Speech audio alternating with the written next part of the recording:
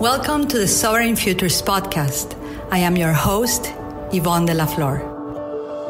The Sovereign Futures podcast is a sharing space of transformational interviews, sacred teachings, power imagery processes, innovative futuring tools, and topics that can help you design and sculpt your desired futures into your now.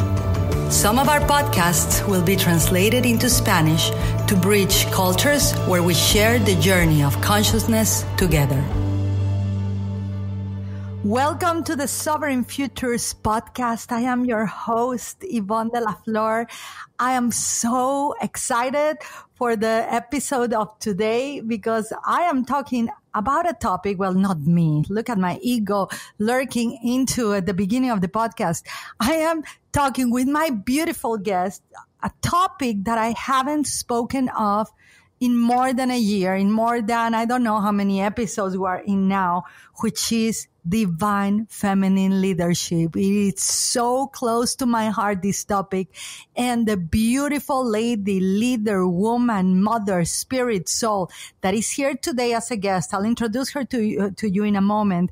She's the true embodiment of what we're going to speak about. So, but before that, I want to share with you that we have a couple of announcements. I'm going to be sharing with you all that there's a training coming up. The new training of Futuring is coming up very soon. And it's a Futuring training for facilitators. The level 2 of the Futuring training will be opening too, but for that you have to be a facilitator. So I'm excited. That's going to be in August. The training of transcendental rebirthing is going to be also delivered for the first time online, both for Latin America, only in Spanish and in English. We also have a couple of pre-recorded trainings available for you all. The upgraded Codiology certification training, which is all the sacred geometry codes of sacred geometry work, quantum healing work. For those of you who liked it, I've been an avid practitioner of sacred geometry, obsessed with it since the age of 4. So that's open. That has no date. It's a sustainable program. Any time of the year that you'd like to join, you can also contact us for that. And that's my announcements for that. I'll invite you also to check out, I don't know if you knew, but I published more than 17 books that I was always shy to promote. I thought I'd write a book and that was my mission, not to share it with the world. My mission, my mission, God put a book on my heart and I should write it and publish it and keep it in my closet. So I'm getting them out of the closet, even though these were written and published in around 2002 to 2005. I have a list of books that are so beautiful. And also, even though I've evolved from those experiences that I had, there's a book that I highly recommend you read, where I was able to meet incredible teachers, avatars in my journeys to India. It's called India, The Journey of a Lifetime. And another book for anyone that is looking for a God connection is very poetical. It's kind of living wisdom through poetry. It's called The Soulmate Called God. So we'll put all those links below. And the reason I'm sharing all of this is because this podcast is a philanthropic podcast. I am not sponsored by anyone. Actually, I received the support from Ascend Media. Ascend Media is our producer and our editor. My company, De La Flor Teachings International, a spiritual and systemic leadership consulting company, also promotes and sponsors this podcast to come into the world. So I got to share a little bit of the programs we serve people within the world too. And I'm about to publish my next book, so I'm excited for that. So with those announcements, I'm going now to share with you about our guest.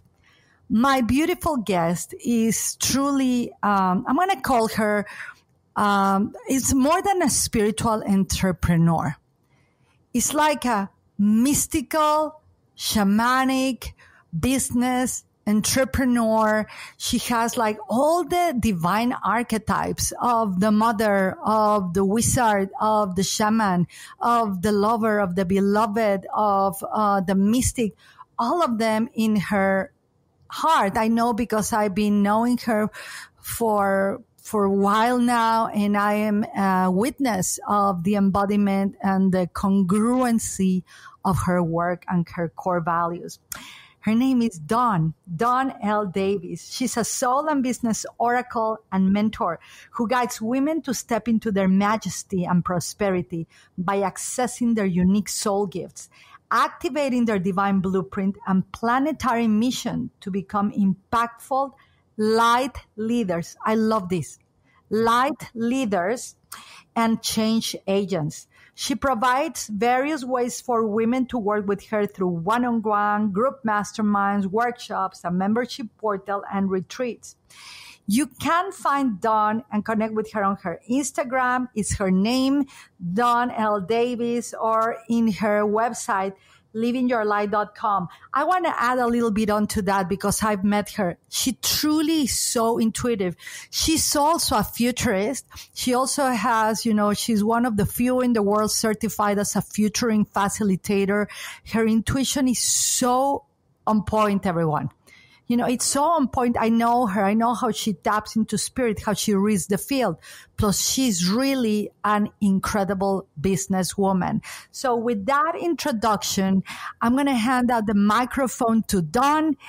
And I love you all. And let's hear about divine feminine leadership and what Dawn has to say to us. Hi, Dawn. Hello, beautiful. Thank you for having me here. And I am so humbled by that introduction. Oh, my gosh. Mm-hmm. So thank you. It's true. Yeah. It's true. I don't like to give introductions of people I don't know. And I always, I got to say what is in my heart about people. Because if not, I used to do many years ago, since you're going to talk about divine leadership, divine feminine leadership, I used to Photoshop so much my services. I used to do more like the masculine approach and just, it was not good. Anyway, so now I'm well, I know what you're saying, and I just have to, quickly say and pay homage to you because you have helped me so much on my journey in the last couple of years. Yeah, so I just have to say that first and foremost. And this topic of divine feminine leadership is just so exciting to me because I feel like we're stepping into a new paradigm, a new way of leading, and it's all about authenticity, and it's about being able to walk through the deepest initiations of our life and come out on the other side majestic, which to me is about having soul remembrance, really understanding ourselves on a level that will allow us to lead with our gifts and, being unapologetic about it. So this topic is so near and dear to my heart because I have gone through a lot of my own initiations as of late that have really helped me become very masterful within the work that I get to do and facilitate for others, but really even within myself. Yeah, I love what you just said. Plus, I've witnessed over more than a year, right? I think we've been together or known each other. But I've witnessed that's something that called my attention from you. The depth of the initiations you go in leadership, in business, in life, personally, emotionally, spiritual. I was able to witness that because thank God and my mentors and teachers, I've gone through a lot of initiations myself. So I was able to witness that you were going through that. And I love Dawn. And I hope this is a model for all the ladies out there, what she just did with such majesty, which is one of her gifts of something we have been promoting called the Gene Keys. We'll put a link on that also below. She has this gift of majesty, but she said, it has helped me to be masterful on this. I love that you just took ownership of that. So share, because your initiations, tell us about the initiations and why are they important, and link it to this divine feminine way of leading. What are the, what have you found on this path that is important for you and then for others to know? Yes. Oh my gosh. Well, it's so interesting because when I started working with you, Yvonne, and I really, not only was I working with you, obviously one-on-one, but then taking the Futuring certification course, I had no idea when I signed up for Futuring what that was going to entail. And one of the things that helped me so much step through the initiations of my life was really understanding the type of future that I'm creating. And I think a lot of us live very we're on autopilot. We're just going through life, like just not totally paying attention. And I think part of being in our leadership is having deep presence within ourselves.